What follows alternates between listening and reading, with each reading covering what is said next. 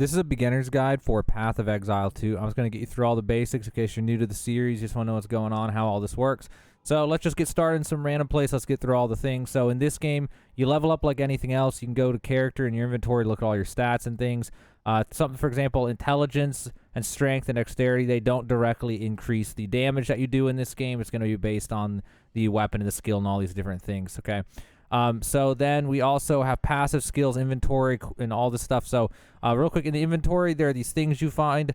There's orb augmentation, exalt orb, stuff like this. You can augment certain items with new modifiers depending on the item. Like augments a rare item, for example. Those are some random things. There's these things that exist in the game. There's support gems. This is a huge part of the game. So when you find these, you can engrave the support gem. And what this does, it lets you get abilities. And you can get abilities from all these different things. So it depends on what skills you currently have. You can upgrade those skills that you currently have with support gems, or you can just go for an intelligence, dexterity, or strength gem if there's something that you like. Like I for example, want minion instability, for example, and it's like super nice for doing a minion build because they do damage when they explode. Like when they die at the end, they explode fire damage, things like that. So you can find some good stuff in those if you don't have a good one that you want for one of your abilities. But those are nice. And then another huge part of the game, and this is even bigger than that, is the uncut skill gems. You'll find these from doing bosses and different things like that. And for these, you engrave these, and you can get any skill in the game. It doesn't matter what class you are in this game. You're not locked in. So I picked the witch, which by default you'd want to upgrade occult. But you don't have to. If you could go put on a staff or a crossbow or something and go do one of the other things, and you can also, like for example, if there's something similar, like with the elemental, they use the same weapons, so I was able to get spark, which I thought was good. Also, something to keep in mind, these skill gems themselves have levels to them, and that determines the level of the skill. So for example, this is a level 2 skill gem. So if I get one of these, I'm going to get a level 2 version of this. Now once you get to this next row, you'll need a skill gem level 3 in order to get these, and then a level 4 could upgrade these to level 4. But also, you could go back to one of these first ones and upgrade one of these to level 4. So it generally works like that. And then there's 5, and then later 7, and all of a sudden you keep on getting better skill gems as you get through the game and get higher level and go to higher level places. You'll get higher level skill gems to unlock higher level skills. So that's how that works in a nutshell. That's how you get your skills and stuff. Before I go deeper into skills real fast, I want to get through some things in inventory. So you'll find gear in this game that's not identified yet, like this, and says identify, uses one of these. You'll eventually, not very far, in like level 6, 7 after doing some quests, there'll be a person in the first town that will sell these scrolls of wisdom, but you also find them from killing enemies. And that will allow you to, I did not mean to drop that. That will allow you to identify the items. Random items you find will have random things. Also, some interesting things about to think about in concern to the items. You can find some like legendary stuff pretty early on. Like there's one after it's the red rarity. And I already found one of those at like level 5. I put it in storage though because it wasn't good for my build. And that was just from like the first major boss that you fight at like level 5. So that's pretty cool. That's something to just keep in mind. It's also sockets and gems, but that's a little bit later. And then there's the skills tab, the passives tab. So for the skills tab, when you get skills, they'll go in here. Now the weapons you have may give you skills depending on the weapon. Like this one gives me mana drain. This one gives me level 3 skeleton warrior minion. So I don't even have to use the uncut skill gems for those if I have a weapon that does it. So this skeletal warrior, I don't actually have this skill. I have a weapon that gives me this skill, and that's it. But if I took that off, I wouldn't have that anymore. I have to actually, buy it basically with the skill gem. Anyway, so there's all these skills, and you can go in here and you can manage their sockets. You can also set the skill bind for them, decide where you want them to be, what button it is to, use them, stuff like that. And then there's these sockets. So the sockets, it depends. For example, I have one right here. Is that thing I showed earlier from the support gem? It gave me a minion stability, and so I can socket that into Unearth, or I can socket into one of the skeleton ones because that one is for a minion. When you look at these skill things at the top left of the minion stability support window here, it says minion, fire. So you can put this on a minion spell or a fire spell. So that's kind of how you determine which one of those do what. It kind of makes it quicker to go through them and see them. But yeah, so you go through and you can just equip all these, and that's just, this whole section is pretty much just for equipping them. There are a few things. There's going to be some class-specific things, like for example, for the witch, in order to put on the skeletons, they'll use spirit, and you see the top I have 45 spirit left after using the skeletal sniper, and if the other one uses 50 and I don't have enough, then I can't have 2 different skeletons on. So that's how they managed that's how they keep you from just having, for example, with minions, having just a ton of minions all at once, right? So there's some class specific things to think about in the game you can find in here. Passives. Now this is a big thing, and now this might be one of the reasons you even look up a beginner's guide, because this might feel overwhelming to you. If you ever played Final Fantasy X, this is not going to be as intimidating to you, but it's definitely much more insane than the Final Fantasy X one, but it's a very similar concept. So every time you level up, you get a passive point, and then you'll be able to go through this tree, and you'll be able to work your way through the tree.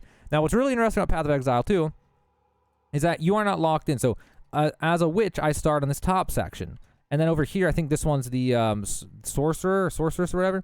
And then you go down some of these other ones, and I don't know which one of these is which, but one of these is the warrior, and one of these is the ranger and stuff.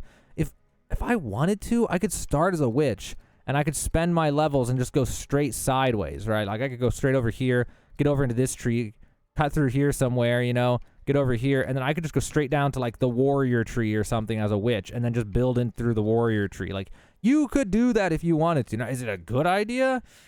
I'm sure someone will find some crazy build where it is a good idea.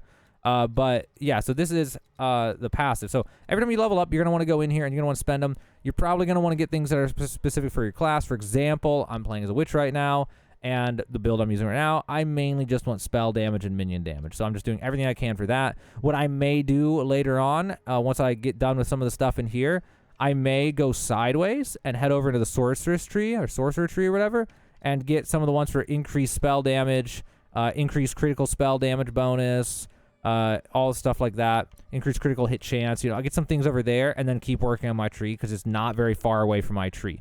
So some of these things they're grouped together, like sorceress and witch, they're side by side, and they're like that for a reason, because then you can easily cross over to the other one and get, you know, relatable similar things, you know, like magic and magic, right? You don't really need strength things if you're going to be playing as a witch, for example. So that's passive in a nutshell. You'll have to go through it. It takes a long time to really understand what you want in here, and that's going to be like a whole different video because this is obviously extremely complex. But yeah, just look around, spend like 10-20 minutes just looking around all the nodes, see what your options are, what you could build towards. There's some pretty cool things in here. I mean, it gets really nuanced and detailed, but most of this is very like non-class specific. There's not stuff like, oh, this ability does something. It's usually like energy shields in general do this, or fire does that, but it's never like, oh, you know, mana drain, something. It's very, very like vague, so that way any class could benefit from any of these in a way. So that's kind of passive in a nutshell. So that's how that works. We got the quest tab. This is just the map, and if you have any quests and you get confused on them, you can always go here and look for these little icons that look like nails above these things. That's kind of like where your quest objective is if you get lost on where to go for a quest. And then outside of that, you get into here. Now, your layout's going to depend on what you're playing on. Even though I'm on PC, I've been playing with controllers just because it's fun, even though it kind of sucks compared to mouse and keyboards. You can't, like, aim precisely. Now, the super beginner stuff here, so I might lose you here. Bottom left, health. Bottom right, mana. Energy shield gives you a shield over the health. You can see the bottom left, my shield 92. That's kind of a magic person type thing. It's, you know, certain gears give energy shield, and you usually need intelligence stat to equip stuff like that. Otherwise, your options are armor or evasion rating. Evasion rating makes it so enemy strikes and projectiles can just not do damage. You can also block if you have a shield. And then there's also just armor just reduces damage, but you can't go higher than 90%. So it depends. Do you want to build life and then just have some way to heal, or, you know, vampirism and get your health back, or do you want to have energy shield and try to never get the energy shield worn out, never have to worry about healing because you never lose your health? Like, which way do you want to build that? That's going to be up to you. Now, as for the actual, like, gameplay of this game from a beginner standpoint, like, I'm not 100% sure what to say, but this game's basically all about AoE farming enemies. And so no matter what class you're playing, you're mainly going to want to find things that can kill globs of enemies pretty easily. But then also it's an ebb and flow between single target damage and giant AoE damage, because AoE damage is great for the day-to-day going through all these areas.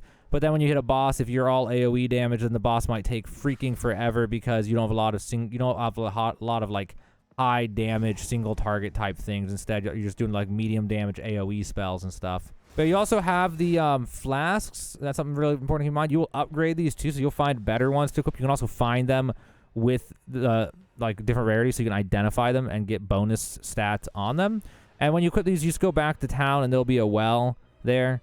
There's also you eventually can get to where you equip like on the bottom line. I can press up on my D-pad and get a portal thing in order to teleport back 10. I won't be able to do that obviously in a boss fight. And then also the map is on that bar at the bottom as well as down on the D-pad, or I think it's maybe tab on PC, like a mouse and keyboard. At least I am on PC, but a controller versus mouse and keyboard. But yeah, and that's like the gist of everything. You know, you go back to town, you can sell items there, you can buy some randomly generated items and stuff, and you just go out and get stuff. You have a stash there, you go back and sell stuff, put stuff away, try different builds and things, and that is the game in a nutshell. So I hope this video helped you out, guys. I just want to make a quick, like, I don't even know what this is, 5 to 20 minute just beginner's guide, go over the basics for people who are actually new to the series. I'll be doing other stuff later, like build guides and stuff, but for this video, it's literally, I just wanted to make a beginner's guide. So hope it helped you out, guys. Now hopefully you have a better idea of what's going on in Path of Exile 2.